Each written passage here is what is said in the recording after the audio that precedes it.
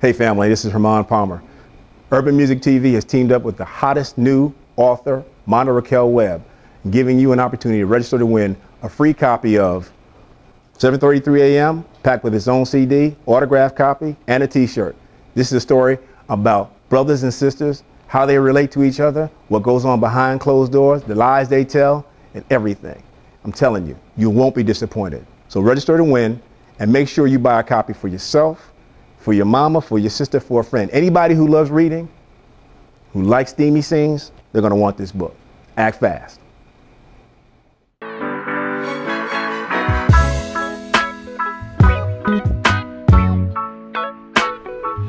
Greetings and welcome to UrbanMusic TV's Author Spotlight. My name is Hermond Palmer, and tonight we have the great privilege to introduce to you a new talent on the creative scene, Miss Monda Webb. Hello, hello, hello family. Hello, hello. Thank you for coming out. We appreciate it. Thank you for inviting me. Now, I want to talk to you about this book. Okay. 7:33 a.m. What was your inspiration for writing this? Well, 7:33 a.m., I guess it's an unusual title. A lot of people have said, well, where did that title come from? But you know, when things happen to you that are traumatic, you remember the time, you remember the place. Yes. So the book is about, let's see, in a 2-second nutshell, man sharing. But okay. to be more politically correct, two women are dating the same man in Washington, D.C., and they don't know it at first. But the question becomes, how do you manage the truth once you do know it? Okay. That's a good point. That's a good point. The clock is ticking. Wake up. Or stay asleep, depending on your perspective. Don't see the signs, you know. So. Was there any one person or persons that served as, that the book is based upon? Well, I think any novel, fiction novel, has sprinklings of truth in it, and there were, you know, some of my stories in it, and some of my girlfriend's stories, people that I've just met on the street. That just, it's the type of story that anyone has experienced, man, woman, you know. Child, no, I'm messing with you. But I dedicated the book to anyone who has found themselves in an uncompromising position and compromise. So many of us have. Yeah, unfortunately, that's the case. But you know, you do what you have to get through it. It's life. Now, let me ask you, what are you hearing from your friends? Do they read it and, like in The Best Man, hey, is that me? Pretty much. They've inserted themselves into the characters in the book, but I've even heard it from strangers, which lets me know that the characters, people can relate to them, and that they see it as something that's real. Yeah. Okay. Now, how long did it take you to write? Because it's very visual, it's a very quick read, and it's so detail oriented that you feel like you're there. How long did it take you to get all that out? Well, 10 years, actually. Quick write, huh? Quick write. Right. Yeah, I wasn't that disciplined when I was writing, and I would start it, pick it up, put it down, pick it up, put it down. And whenever I was dating, I couldn't write. So needed more material, huh? Right. So, you know, and then when I wasn't dating, I was able to go ahead and finish the book. But it was a working process, and I'm actually glad that it took the 10 years, because the character grows, and as the character grows, so did I as a writer. Okay. And the perspective of the protagonist from when it begins and when it ends is different because there's been growth. Okay, well, you know, in our community, there's a lot of stories about... What you mean our? No. You know, the brothers and sisters. There's a lot of stories out there, a lot of books out there about, you know, romance, relationship. What do you think makes this different? What sets this effort apart from the rest?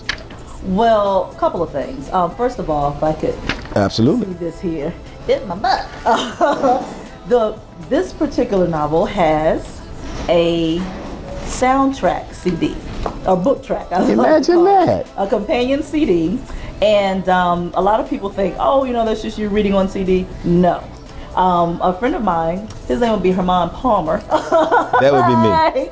We got together and we said, well, how can we make this different? You know, and you remember, how do we stand apart from all the other self-published authors out there? So there are certain parts in the novel where you would see, the reader would see a CD symbol. And that CD symbol at the bottom of the page indicates what song to play for this particular scene. Okay. So you wrote the songs, Hermond. You might want to tell them a little bit about what inspired you to write the songs for this book. I guess it's a situation of life and art coming together, because we all have some shared experiences. And, you know, there are times when you want to put that emotion in song, and if it's genuine, if it's sincere, you find that a lot of people identify with it, and they can say, that's me, that's my voice, or I found myself in that situation. And when I read the book, I said, man, there's so many crossovers and correlations that this would be a tremendous opportunity to give it a point of difference and, you know, work with somebody I care deeply for and have a shared project. So it was a lot of fun to do. Yep, so it's been, people are loving the lyrics. I hope and so. Loving the music. And another thing which makes it different, the book is told from 3 different characters' point of view. I really wanted the reader to get into the minds and hearts of the characters, get to know them, and feel that they can relate to them. And so the gentleman, his name is, main character, this guy in the clock, his name is Damian Eric Cross, and he's at a crossroad of choice. And his girlfriend, Crystal Renee Leonard, who is crystal clear that she wants to be Mrs. Cross. And his girlfriend, Madison Paige Robinson, who is trying to turn the page on her single status so she can say, I's married now. Okay. So it's almost told in 3D. So the same stories are being told from the character's perspective. So, you know, you get the story 3 different ways. Well, in essence. the things that I've heard and talking to my friends that I've said, look, you've got to read this. They're saying it's hard to believe this is your first novel because the quality is there, the imagery is there, and it's almost like looking at a movie. And speaking of a movie, if you had to cast so that people who haven't read the book can get a feel for, okay, what is this about or what does it look like, who would you cast as some of the main characters?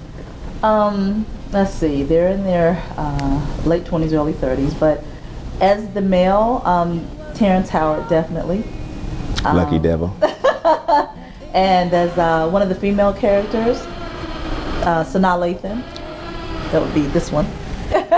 Yes, Mr. Nye, yes. The character who plays the judge in the book, I could see Essence Atkins playing Crystal. Okay, well, if ever Terrence needs a body double,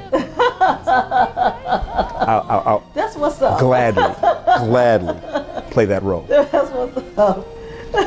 Now, from a business standpoint, because artists, I find that while they may be talented and really have a vision, one challenge in getting your art out is the business aspect.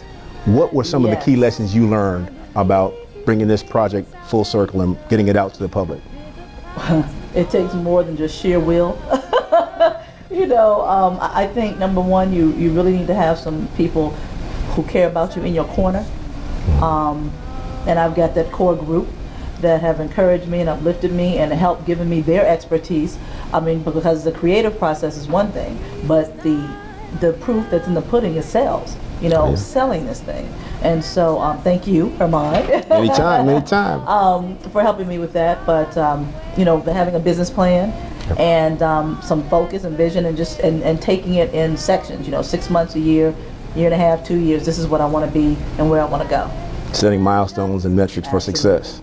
Now, one critical part is, where can people get the book? They can either order from my website, www.latebloomer2000.com, Amazon, or go into their bookstores and order. If it's not on the shelves, Barnes & Noble, Borders. Awesome. Well, thank you so much for spending some time with us. We appreciate it. Wish you all the best. Oh, we over already? I know, but hopefully we'll have you back. And we've got some ideas on some things that we can do. But thank you for coming out, and thank you for looking at us. And please look for 7:33 a.m.